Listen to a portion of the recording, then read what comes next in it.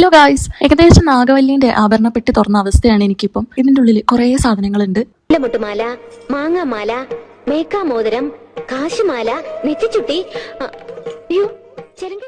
First one ഈ ഒരു double layer chain ആണ്. ഇതിന്റെ ഫസ്റ്റ് ലെയറിൽ ഒരു മുത്ത് പോലെ വരുന്നുണ്ട്, പിന്നെ താഴെ ഒരു കുഞ്ഞു ഹാർട്ടുമാണ് വരുന്നത്. എനിക്കിത് ഫോട്ടോയിൽ കണ്ടതിനേക്കാളും കുറച്ചും കൂടെ ബ്രൈറ്റ് ഗോൾഡൻ കളർ ആയിട്ടാണ് തോന്നിയത്.